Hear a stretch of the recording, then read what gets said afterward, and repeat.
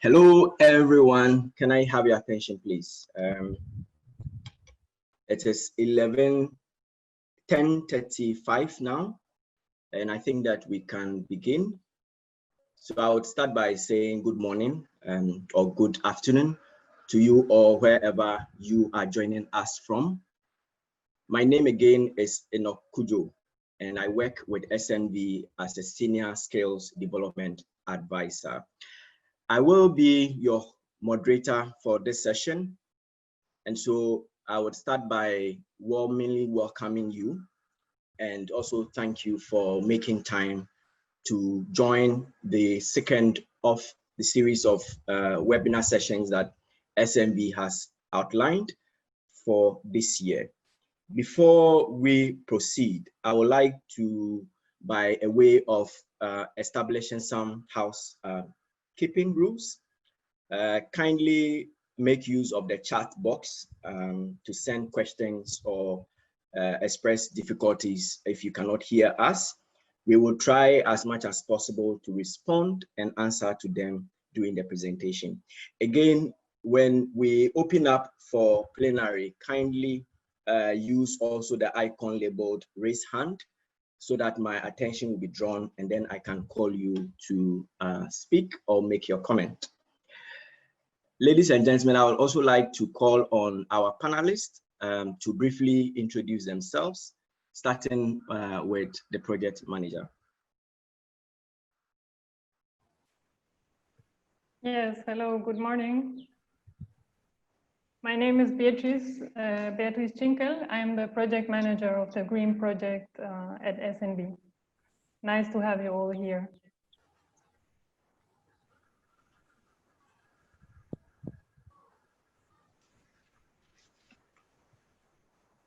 Alex? Hello, everyone. My name is Alex Kojoboma. I am the Senior Monitoring and Evaluation Officer on the GrEEn project at SNB.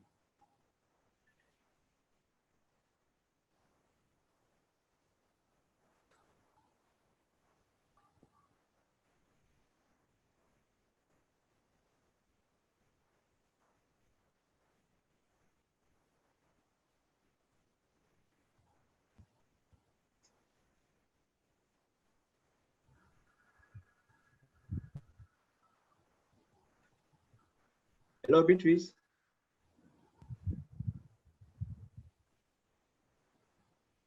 Hello? I can't hear anything.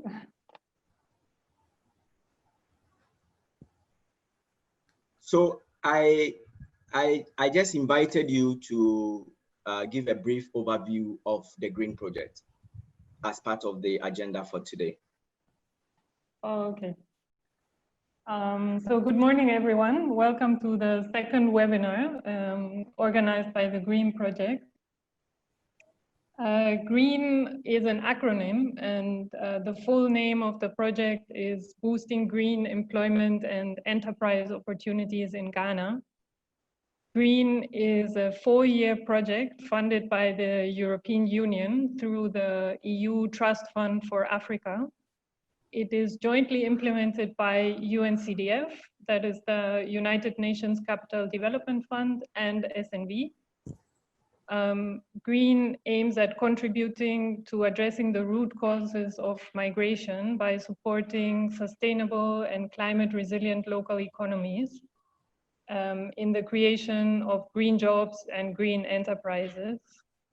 The project is being implemented in 2 regions, that is the Western and Ashanti regions in Ghana.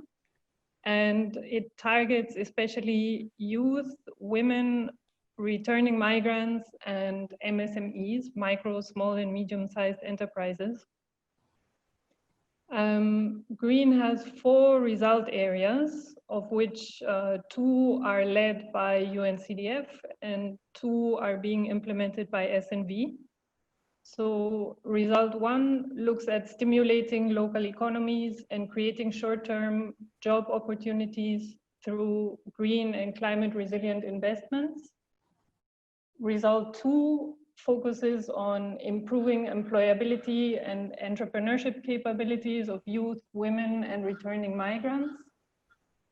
Result 3 looks at increasing access to and the use of financial services, also leveraging on remittances. And result 4 focuses on the incubation and acceleration of green SMEs with the objective of creating decent and sustainable jobs for youth, women, and returning migrants. As SNV, within the GrEEn project, we focus on 3 core sectors, that is agriculture, renewable energy, and WASH, water, sanitation, and hygiene. So this is just as a very brief kind of snapshot of the GrEEn project. Over to you, Enoch, for the introduction on the webinar. All right, thank you, Beatrice, for the introduction to GrEEn project. I would want to reiterate that you kindly use the chat box if you have clarification or you have some challenges hearing the presenter, so that we can, as much as possible, try to resolve that also. We would have the opportunity to open up for Q&A, and so I think that is where it would be an opportunity for others to also voice out what their concerns or additions they want to also add onto the whole process. By way of introduction, I would want to say that a few months ago, I'm sure we are all aware that Ghana, like many African countries, recorded, cases of the global COVID pandemic. The situation actually has led to demand shocks, which I'm sure you would agree. And as a result, there have been increase and also decrease for goods and services. It continues to actually have some serious liquidity and operational challenges for many MSMEs in Ghana in particular.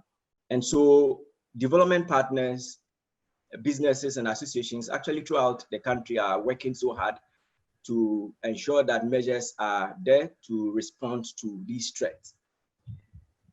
We also saw NBSSI conducting some survey around the impact of COVID on MSMEs, and Ghana Statistical Services, as well as in collaboration with UNDP and the World Bank, also did a similar one. But if you look at the 2 surveys that I've done so far, they were centered around the impact of COVID on the MSMEs activities. And so SMV GrEEn project decided to also look beyond that into the other players within the market, like the service providers of the MSMEs and how their activities also have been impacted by COVID-19 also as well. And so the purpose of this webinar is to share with you the results or findings of the survey that SNB conducted and seek your feedback and also validate the findings as well. Again, the discussion would help us begin policy discussion around how we as a country can support service providers to deliver efficiently also to our MSMEs. On this note, I would like to invite the main speaker, Alex, to actually take us through the findings of the survey. Alex, over to you, Alex. Yes, thank you very much. Thank you very much, Enoch.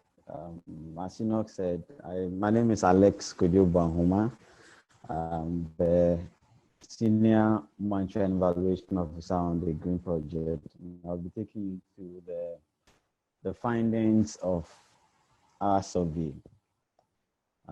Again, thank you, Enoch, for the background information you've given on the genesis of this survey that we conducted. So to continue from where Enoch left off, we are looking at service providers and how COVID-19 has affected them and their ability to continue to provide services to MSMEs. 4 cardinal objectives for the survey. First was to assess the challenges posed by COVID-19 to the operations of service providers.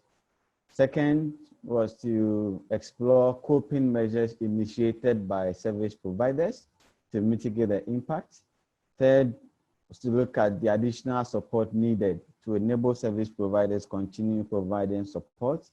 And finally, to identify existing opportunities that service providers could leverage to continue service provision. So to clarify what we mean by service providers, and as the moderator said, these are organizations and individuals providing support services to MSMEs.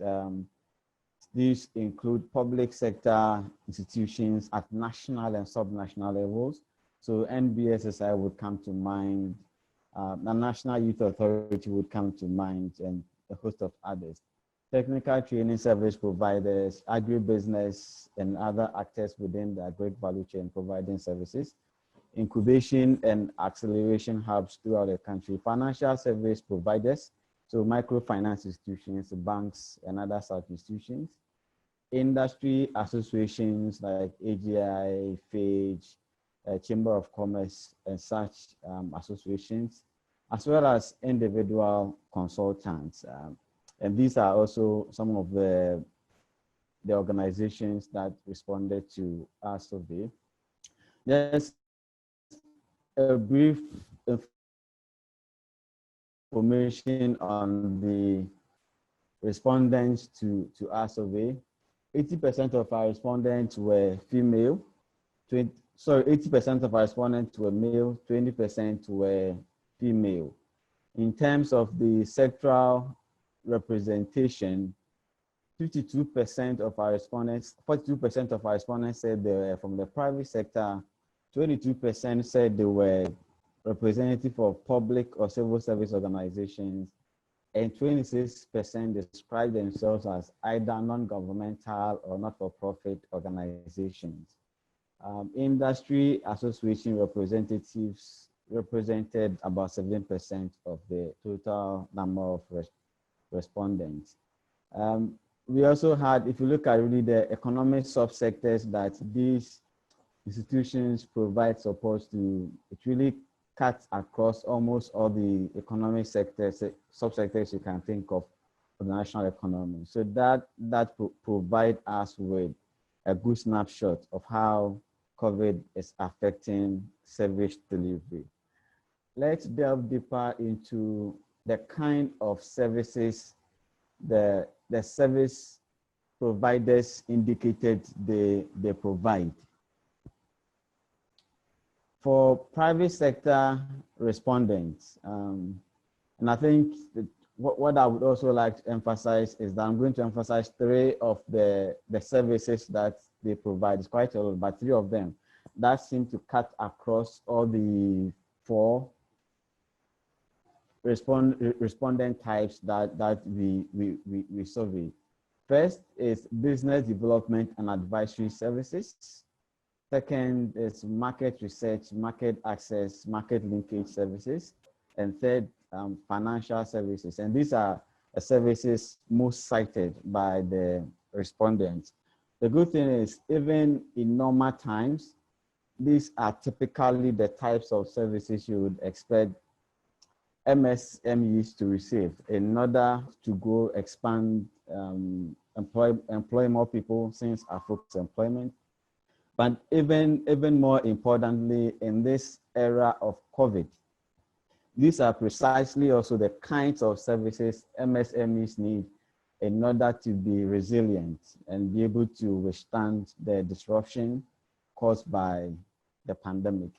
I think the bigger question is, to what extent have these services able to extend these services to MSMEs? Conversely, to what extent have MSMEs been able to access these services? That's a bigger question, and let's interrogate these questions. We asked the respondents if their business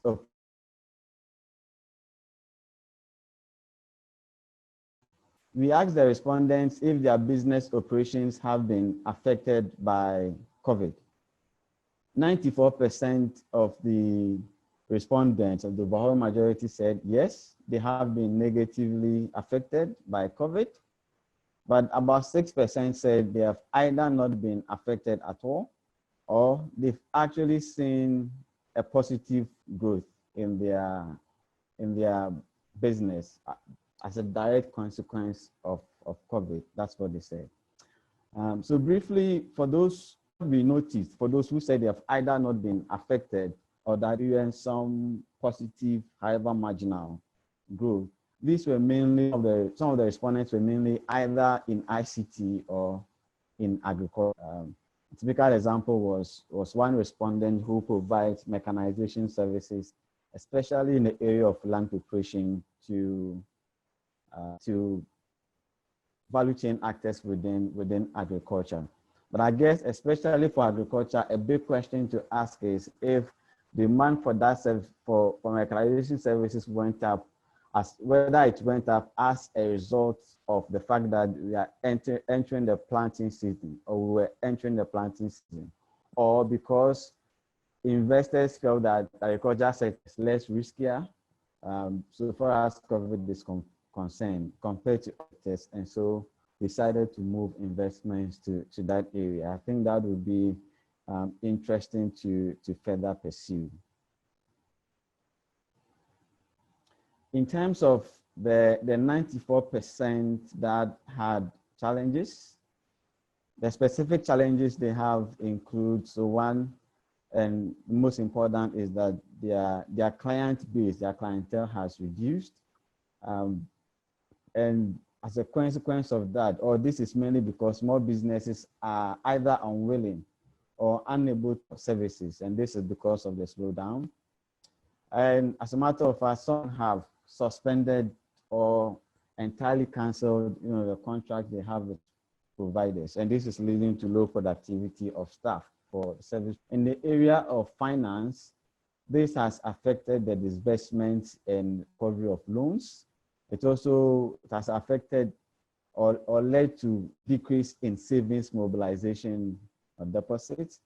And when the country was under some kind of partial down, there was high withdrawals, which affected balance, and it's especially the case for microfinance companies.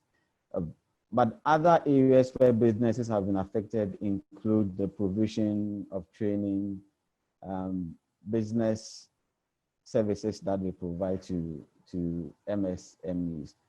It's exactly the same research sector and NGO respondents.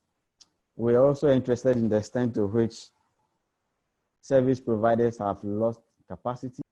A significant majority, 56%, said they've actually lost more than 50% of their service capacity. So service capacity here being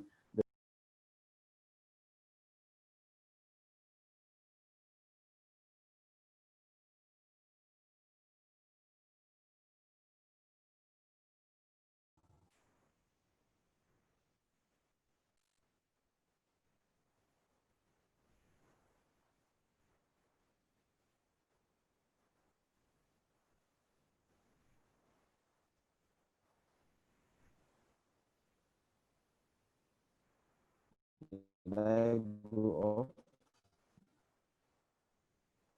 Okay.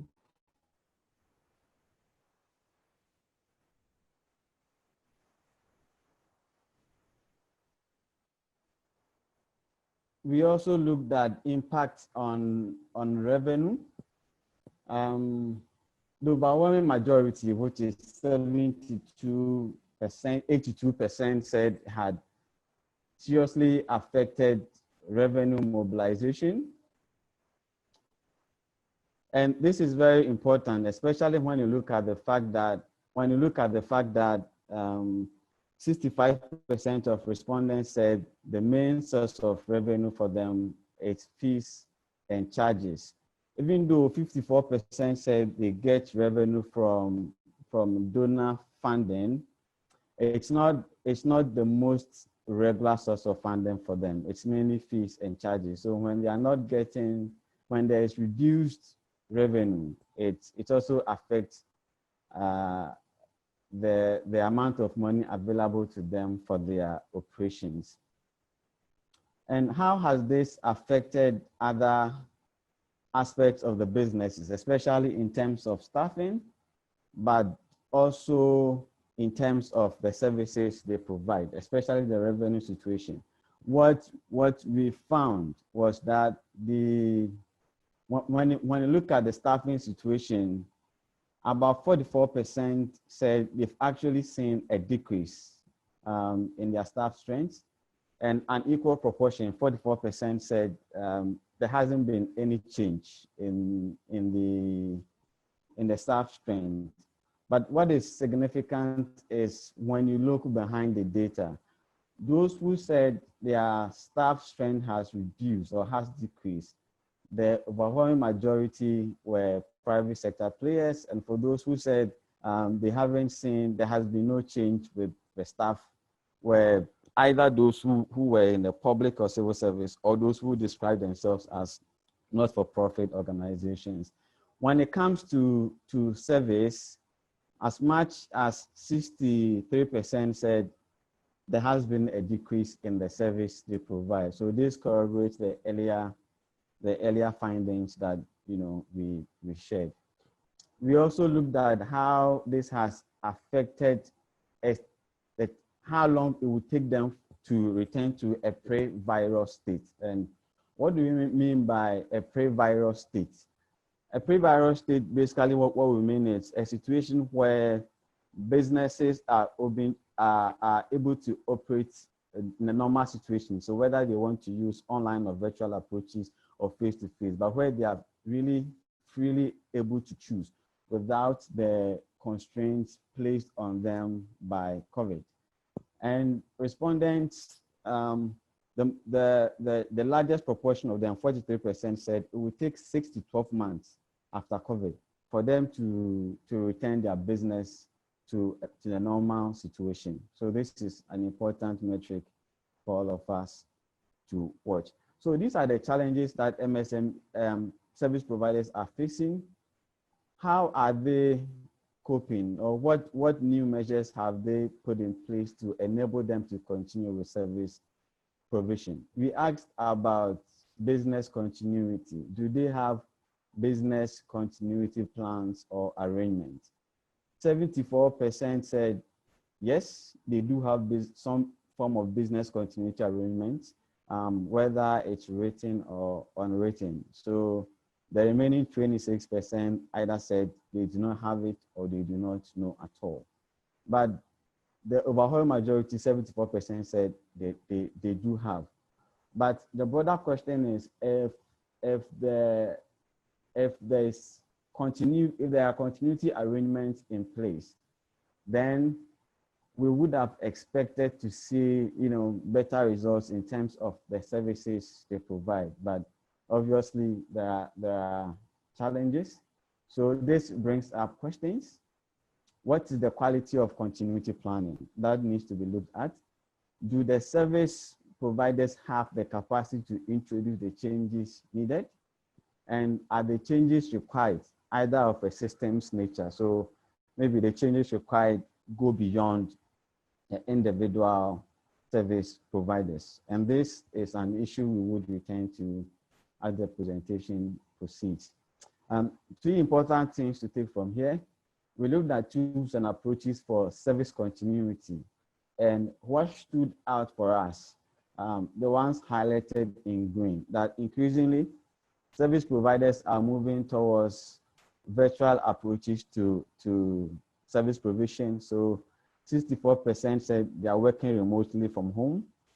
63% said they offer a mix of face-to-face and online service delivery.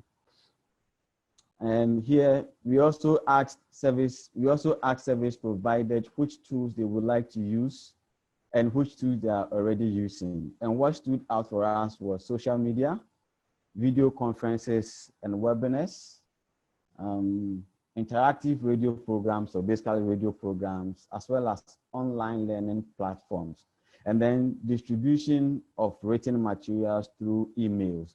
So what we find again is that the preference now as a result of the COVID is a shift or a movement towards online digital approaches to providing services. But again, questions to ponder are how suitable are these tools or approaches for providing certain types of services? Bearing in mind that MSMEs are not a monolith. There are different categories of MSMEs led by different kinds of people with different experiences with technology. So how would they or how do they react to different technologies being used to provide services? And again, how adept or how skilled, experienced are service providers when it comes to the appropriate use of these tools? Again, these are questions for all of us to ponder. In terms of the major challenges for service continuity, topmost was, 58% said their customers are not open to using digital tools. 48% had issues with the IT infrastructure, which doesn't support or adequately support what they do. Some also had challenges managing remote teams, and 23% said their staff do not have access to space conducive to working remotely. So when we talk about working remotely becoming the new normal, we also have to think about, in a lot of places, the housing arrangement for people and whether that is able to what we term the new normal, the working remotely from home. So we bring it all together in terms of the challenges. This is a cycle trying to show us, what is happening within the MSME ecosystem. So here, first, as we saw from the presentation, there's inadequate service demand or inability to pay for services on the part of MSMEs. And as a result of that, it has weakened the service providers because they are not getting the needed revenue they need. And that is leading to their inability to provide adequate services to MSMEs. That intends to weaken the MSMEs. MSMEs then have poor performance. That then translates into inadequate revenue, and in some cases, actual losses. And then the cycle continues. This cycle is important because if the situation as it is continues for a longer time and businesses are unable to operate the way they used to, or they are unable to come up with tools and approaches that enable them to operate like they used to, then if this cycle perpetuates, we could have a situation where businesses would continue to suffer because they will not be receiving the services that they need. But this also implies that we probably may need an external force or somebody acting from outside the system to exert some kind of stimulus to break this cycle. We were interested in additional support these service providers would need. They've already indicated what they are doing on their own, but what additional support do they need?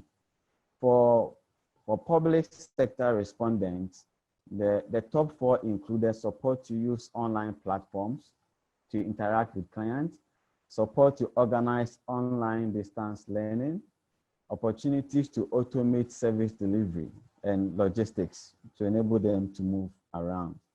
And it's quite similar for private sector. So support organized online learning again, support in developing online resources, support to set up virtual platforms, virtual marketing platform for MSMEs to support market drive.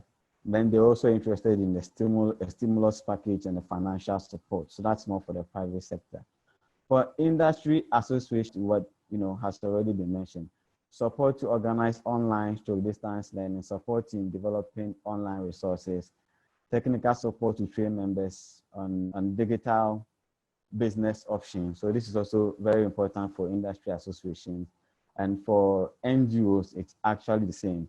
So what we are finding is that even though these service providers are trying to employ some online tools to meet their obligations, they feel that they really need targeted support to be able to and do this effectively. So they kind of recognize some of the challenges in order to do this.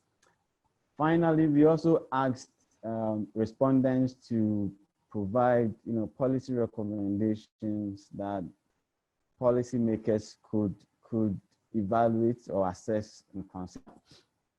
Really, what we got isn't quite different from what I believe the government has already begun. I think the question would be whether service providers are satisfied or not. But 6 broad categories of policy recommendations. 1, on statutory payment, recommendation to suspend penalties, late filing of SNIT and pay as you earn.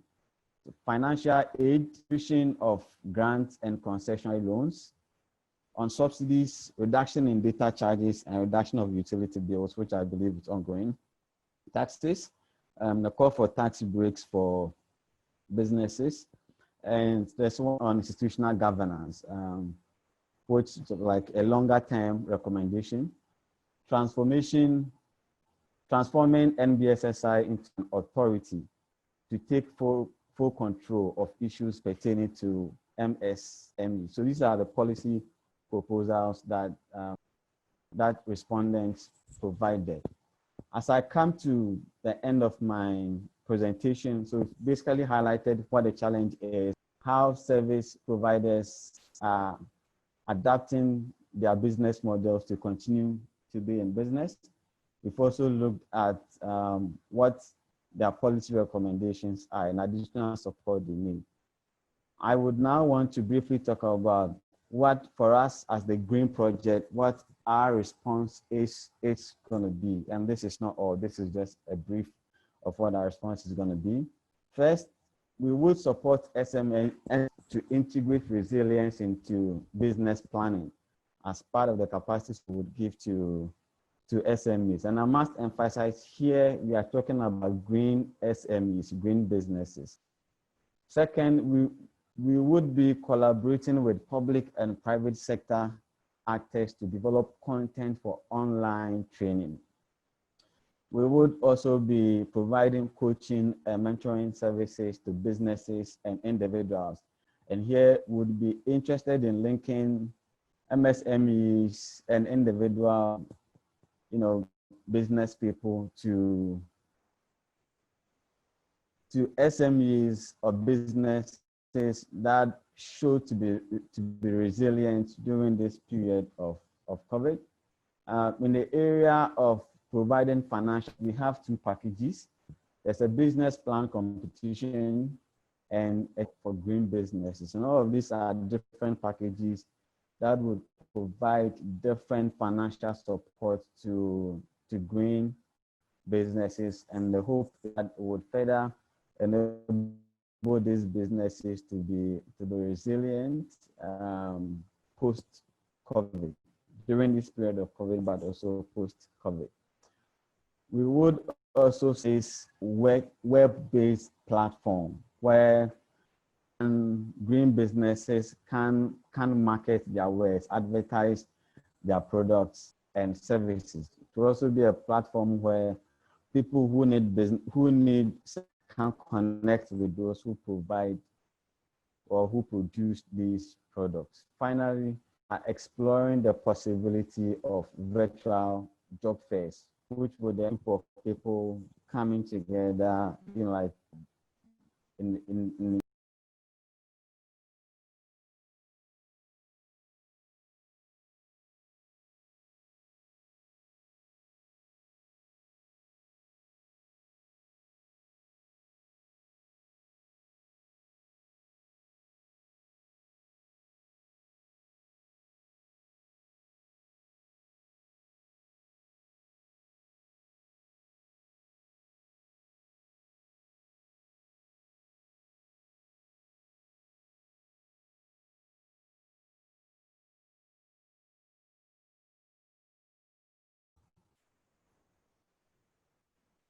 Enoch?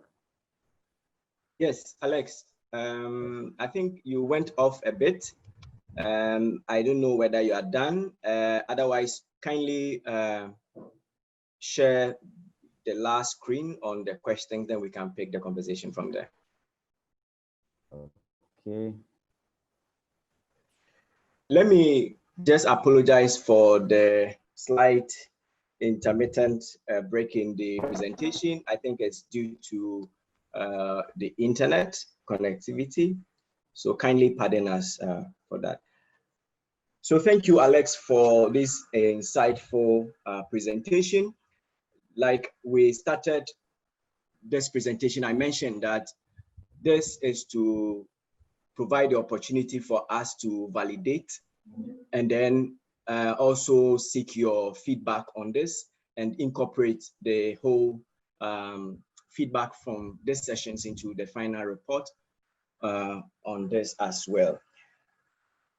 Before we go into the plenary, I would want to also say that the slides and the recordings would be available. We would share with all of you so you can also have detailed review of it and hopefully send us more feedback if there is any after you have looked at it. So we have 4 critical questions that we think that the conversation could be initiated in terms of the plenary this morning. So what capacity support, I would want to re-echo that, do we need to provide for service providers? Why? Because with the stimulus package and the call for loans of financial institutions to lower credit interest, it would be also very important that the support that the service providers provide to SMEs is really looked at to ensure that we are getting adequate support so that these MSMEs can actually also pay back these loans. But these are loans, and so we should look at that and, of course, build very resilient businesses so that we can continue operating and employing people. So the floor is open for questions and clarification, as well as also contribution to the presentation.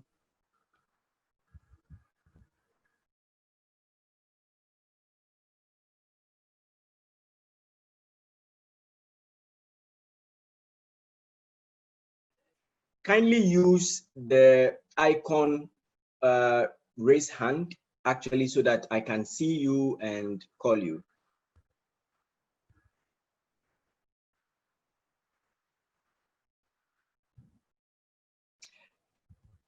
Isaac Chumabua, please go ahead with your question.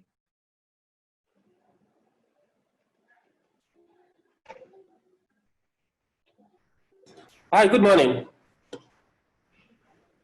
Good morning, go ahead.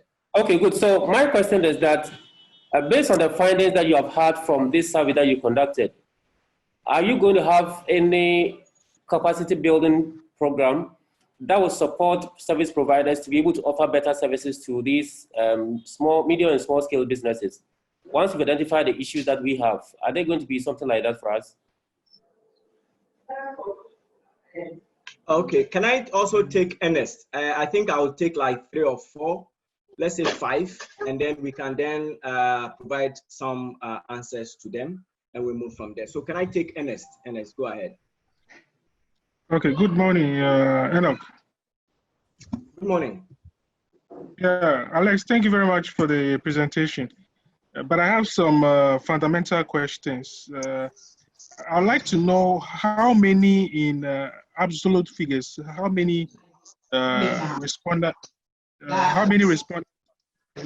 actually, took part in the survey, and which area, which geographical areas did the survey cover?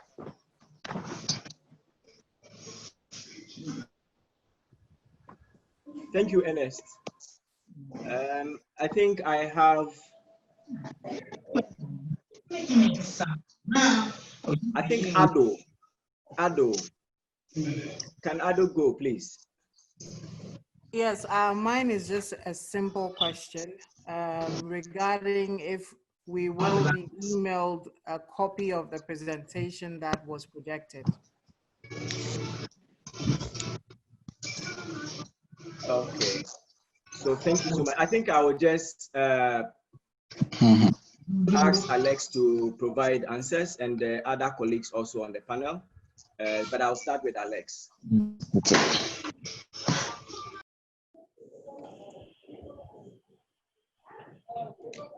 I'll begin with the second one. So I think there was a question about how many respondents and which geographic area. So we had, so actively, I would say 74 respondents responded to all the questions, but we had over 100 respondents. But 74 responded to all the questions, but not all the questions were compulsory. So 74 respondents. In terms of the geographic coverage, this was an online survey. The overwhelming majority were in Ashanti, Western, and Greater Accra. They said they provide services, you know, in these regions. But when you look at the map, there's a map which I didn't show in this presentation. You'll find that they are spread all over the country in all the regions. But the majority are in Ashanti, Greater Accra, and Western. There is a question about whether, you know, a copy of this will be shared via email. I think before the webinar, we did share a copy of the presentation. We are also going to share, there's a recording of this, which will be made available to all those who are participating. I think probably a week or so from now, after we have edited.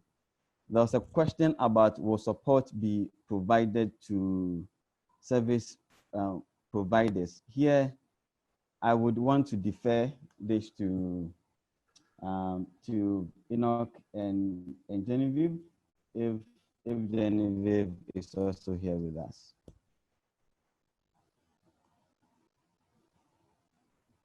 Okay.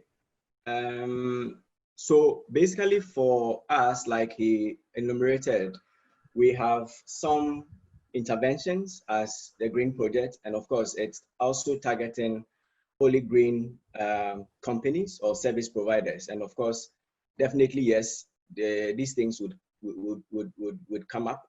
We have also started some conversation with the ministry to see how, because these things are sometimes also systemic, and so we would also have to work with the ministry to ensure that these things are, you know, getting some policy directions and support, you know, because SMV cannot do this alone. The survey we did basically also to provide what evidence of what the challenges service providers are also going through.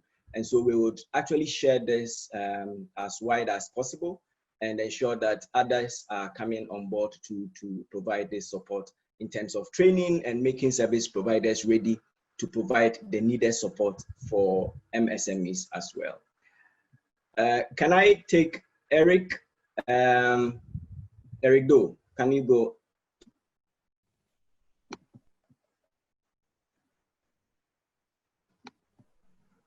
Eric, Yeah. can you go? Yeah. Yes. Yeah, thank you. Yeah, I want to find out for services that we cannot use maybe online or virtual means.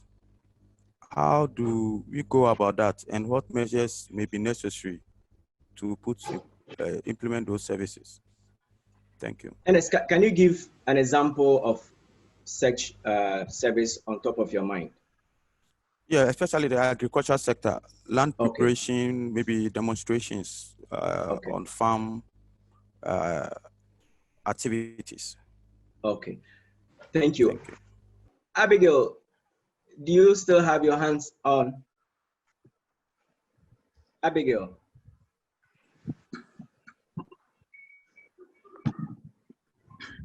Hello, Abigail. Hello? Enoch, my hand. Yeah.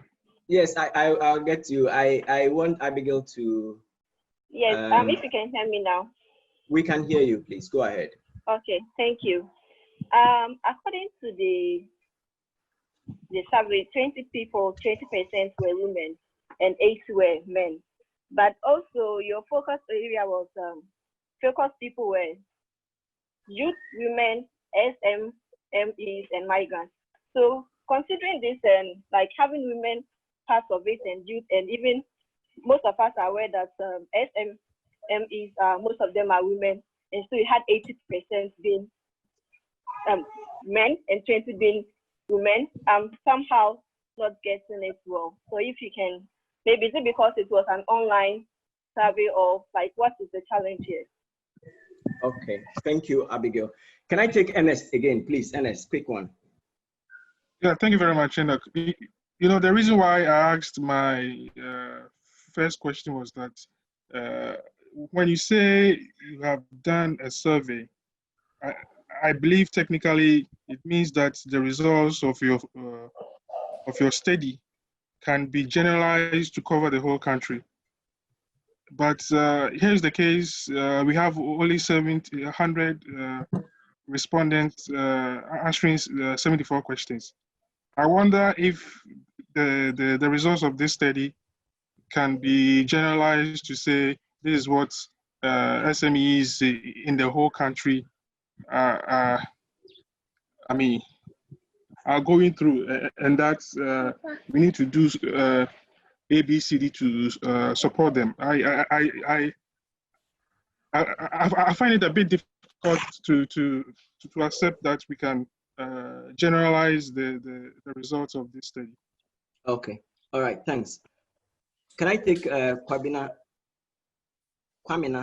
actually? Kwamina Otu. Yeah, this is Simano Kwamina Otu. Thank you please. so much. Yeah, thank you for this information. And I also heard that you are going to collaborate with other public institutions to see how best you can support the economy. I'm sure if you do that, you avoid duplication. But your proposed interventions, may I know when you are going to roll them out? Okay. Are you done with the question, please? Yes, please. Okay. Do I have Isaac also wanting to say something? Isaac. My question was asked earlier. Okay, then kindly let your hand get down, please.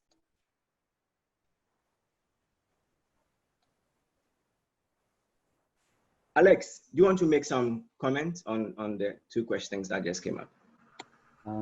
Yes, I think so. I think there were. So there was one about services that we cannot use virtual approaches, like on-farm activities. Yes, you are right. So you can see one important question we also ask, and we'd like to hear from you, is what services can be digitized? Because with the COVID, there's a whole campaign about moving digital, going virtual, and all of that. But really, another way to look at it is how you can break down all the services or all the activities that need to happen before the actual on farm, because probably the farmer has to connect with the person who is going to do the mechanization. Maybe there's some negotiation that has to happen. There's some movement. Some of those activities can be done virtually. It's even by phone. All of that all of that are examples. But then the actual activity, the on farm one, obviously has to happen on farm. But it's a very important question as we think about digitization going virtual.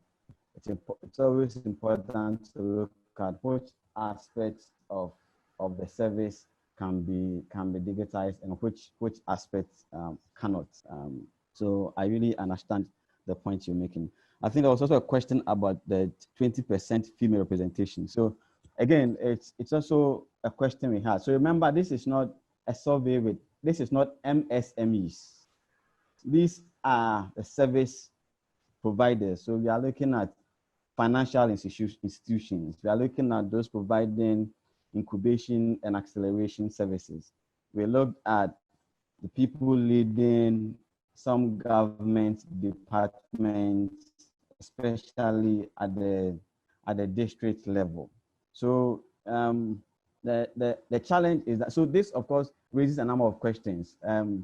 At this point, you know, as one of the respondents made, even though we may not be able to make sweeping, we cannot make, you know, very serious generalizations at this point, but it also does point to something that, yes, MSMEs, you may have a lot of women in MSMEs, but when it comes to the service provision, and another thing to look at is when we pulled service providers, we were not targeting just employees. Our targets were those who are actually leading this service provision in the organizations. We understand that in some instances, it's employees who responded. So all of that has to be factored into our analysis of the kind of conclusions we draw in terms of why we have the 20 and the 80%. So there are questions there, but it's important to note that it's not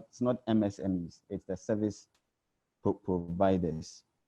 There was a question about when are you rolling out the proposed intervention. So again, I would refer this to Enoch and I think Beatrice. Yes.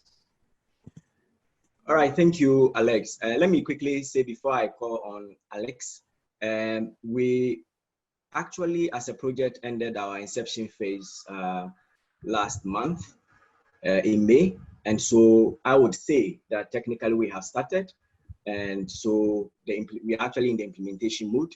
And so I am pretty sure that soon you would hear a lot about the interventions as they roll out. So please, we are live now with project implementation. So can I take Alex? Alex, please go ahead, Alex. I think the name is Alice. Alice, yes. Okay, great. So thank you for your submission earlier. I must confess, I'm not too comforted with your suggestion of following up with the ministries to see the level of support that can be given to service providers like us in this challenging time, because we all know that with such approaches, it takes ages for any concrete solution to be given to most of these problems. And in line with the earlier submission about whether it was a great idea to generalize based on the number of people who participated in this survey, my proposal to SMV could be for you to look at the sample that actually participated in this survey and where their challenges were, because I want to believe that for organizations that stated specific challenges, there were others who showed strength in those areas, and to explore the possibility of collaboration between this sample, so that if you are able to get organizations to collaborate well to overcome their challenges based on the strengths of others, that is those who participated in this sample, then gradually we'll be moving somewhere, and that will be much swifter compared to looking for government support and all that. Yeah. Thank you, Alex. Alice. Can I hear from Isa Shaibu?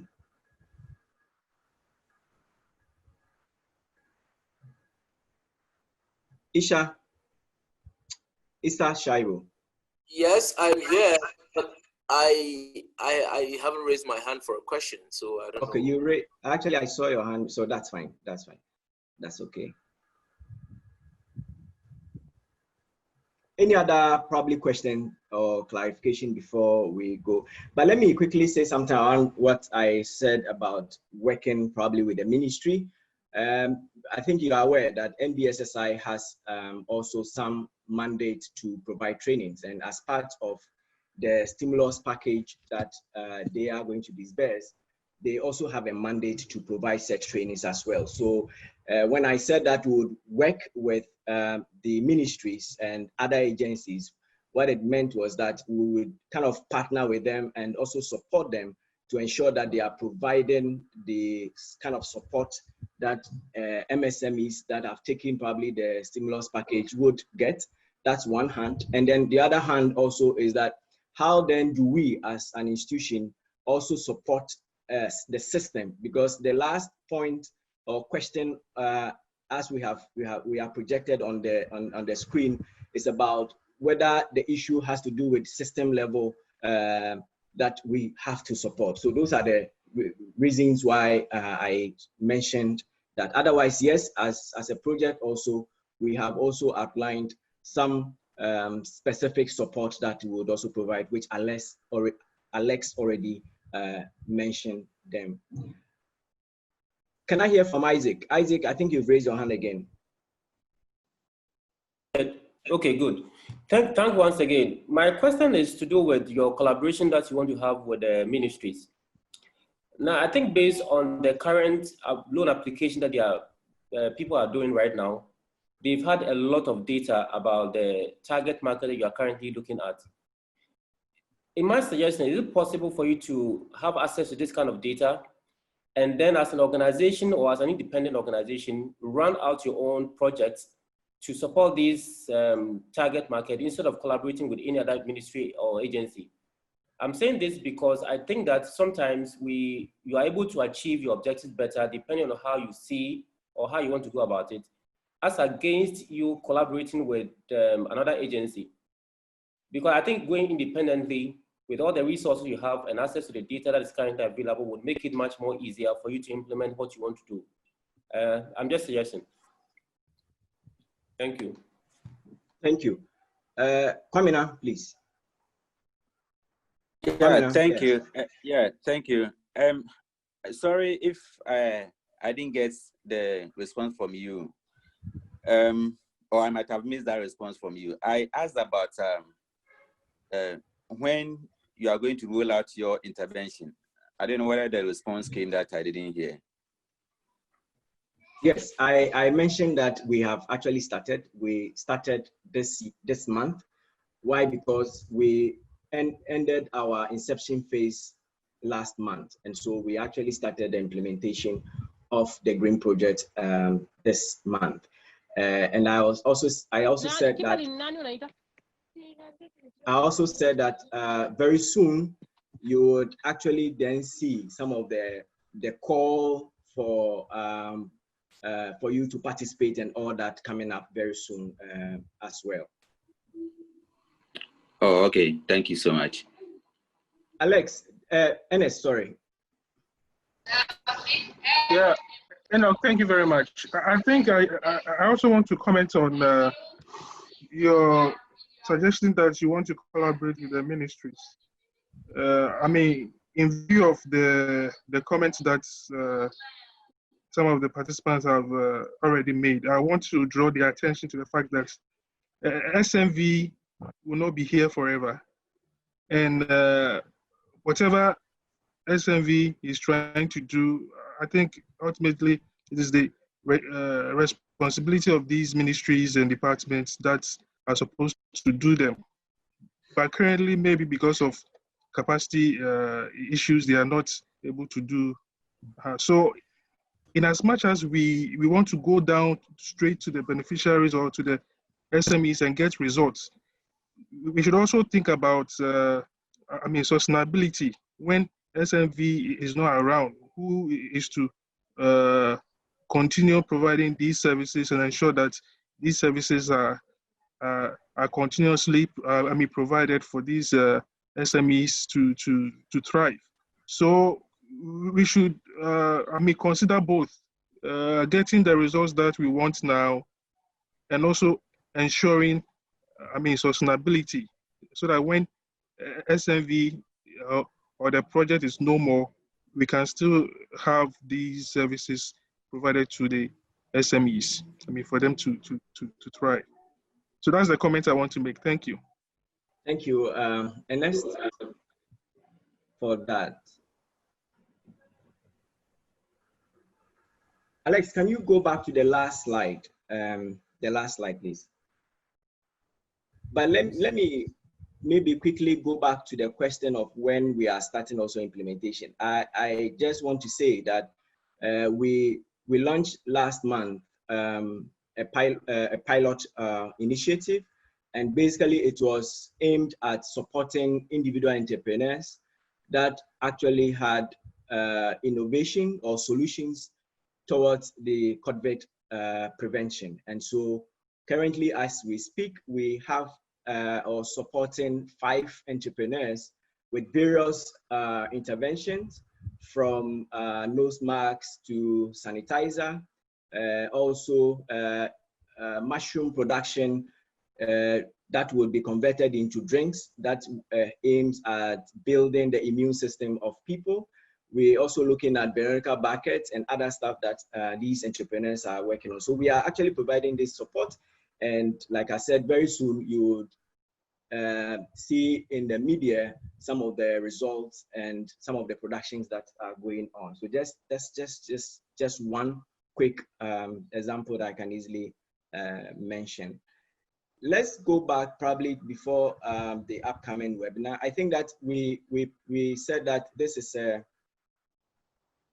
webinar for us to make input into these findings, and we have very critical questions that we thought that we could probably ask you to support us with some possible answers. In terms of the bigger industry association, we were wondering whether you have ideas around how associations can help, support individual businesses within the landscape of policy change. And then also whether, as we speak now, if you realize about 55% of the respondents talked about the fact that it's impacted on their marketing and also their branding stuff. So how can we use virtual means to communicate and also project our services? I think it would be interesting also to hear some feedback from you, whether service providers now in Ghana are really proficient when it comes to using the virtual means, and what possible solutions you think we can include into the final report so that this can be presented also to our stakeholders, including all of us, to see how we can fashion and design appropriate interventions for this.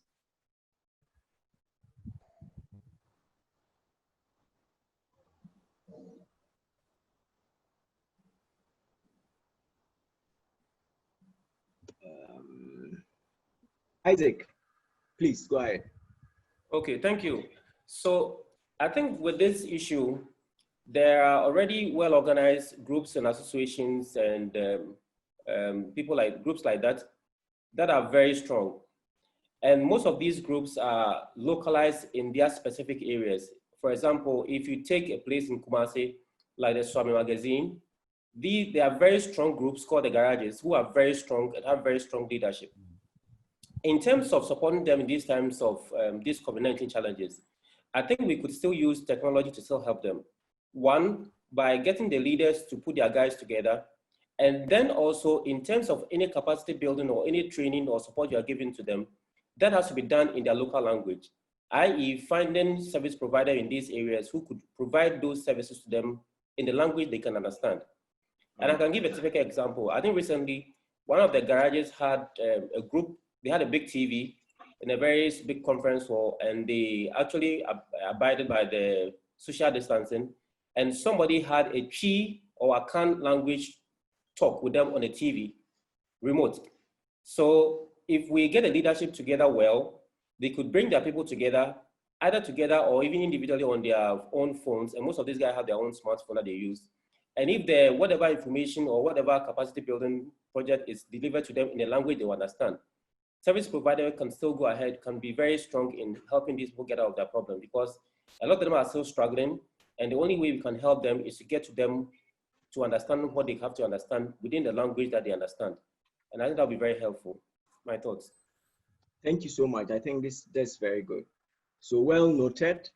Any other suggestion that can help us improve also the interventions that we will be rolling out soon, particularly with the service providers? And then also within the ecosystem, what suggestions do you think you can also provide? And I can imagine also the challenges that we will all have with the ministry.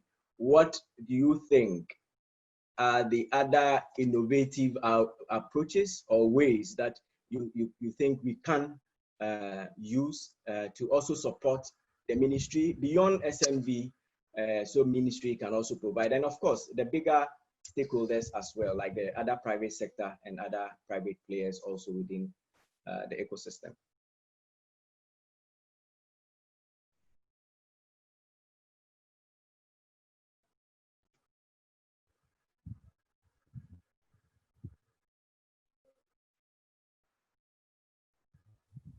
Any ideas? Okay. Kwamina, please go ahead. Kwamina. Yeah, when you mention ecosystems, some of us, our mind will quickly shift to the environment, the greenery, the flora and fauna. Yeah. Yes. Some of us are into ecosystem development, and that is ecotourism.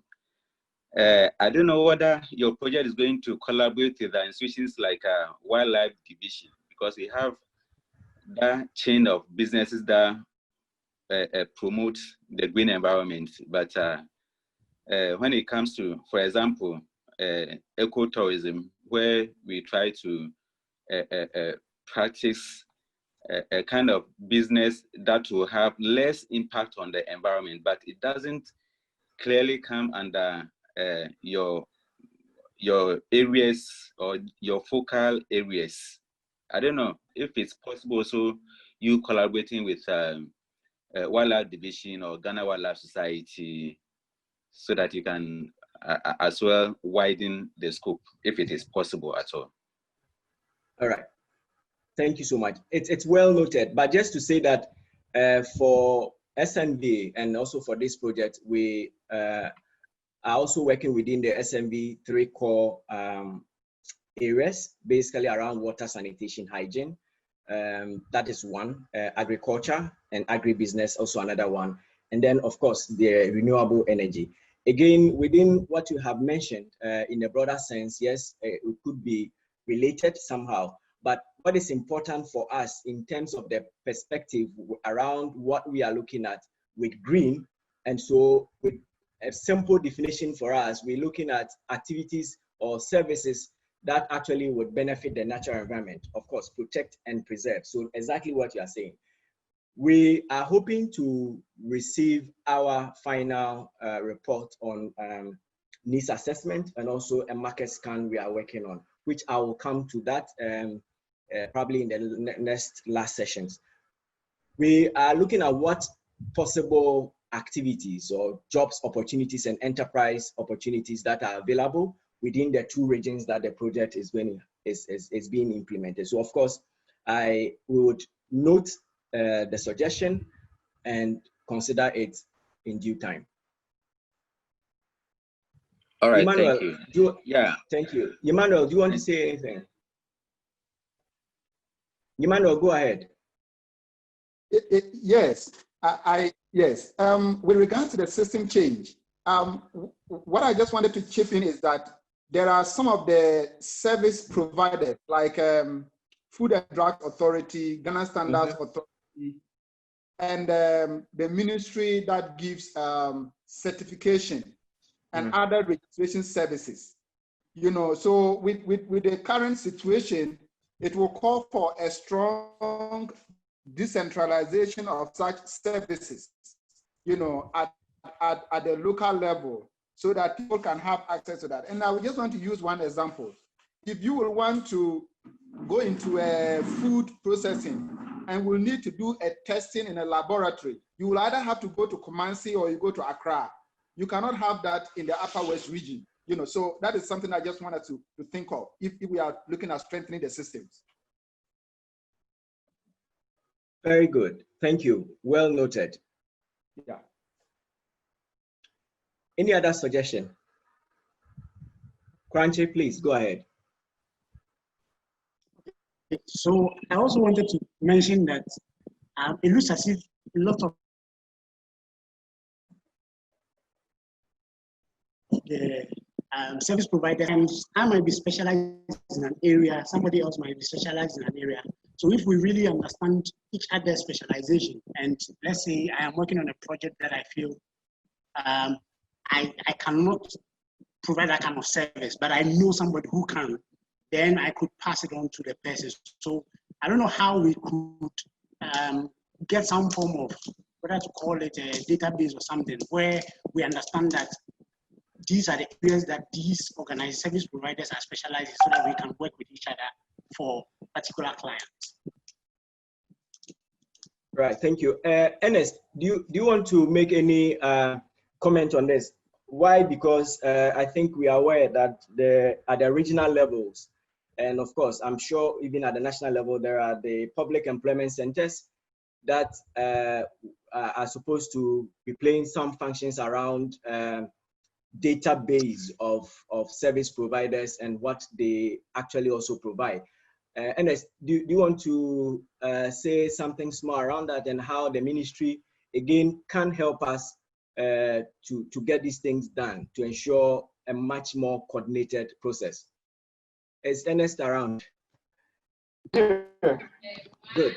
I think what I would say is currently we are in the process of revamping the public employment centers, and being able to put together this type of database is one of the outputs of this revamping exercise. So I think for now, what I can say is we are in the process of getting to that stage where we can have a registry of all these service providers, right from the district level to the regional level to the national, so that it will help us in our program implementation and decision making. Thank you. All right. Yeah.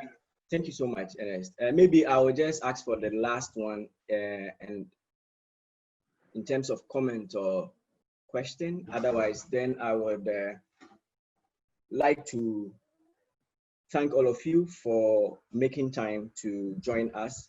And I think we cherish your feedback. We are very grateful. We would incorporate all the feedback that we have received this morning into the final report. In terms of next steps, I would want to say that, Crunchy, do you want to say something? Maybe the last one. Yes, I wanted to. Yes. When Isaac was speaking about the garages, there's a platform that one gentleman, for instance, has developed in Kumasi that I feel that might help such a group. So because of how concentrated and clustered they are, so there is this platform where they could have a localized platform where, let's say there are videos, instead of only just interacting one-on-one and live, they can have access to a server within their environment, and then anybody within their network can just either watch the video without necessarily using the internet. So I think that some of those new technologies, we could explore them as well, and then to help with reduction in the transition for them, because most of them, they might be thinking of the cost of using the internet to be watching videos or interacting live with service providers and all that. So we could explore some of those new technologies as well. All right.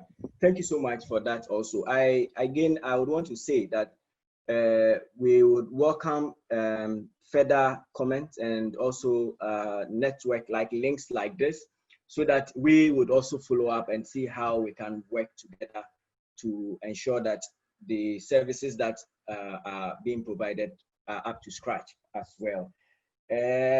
For upcoming events, webinars, like we said, this is the second of series of webinar sessions that we will be organizing.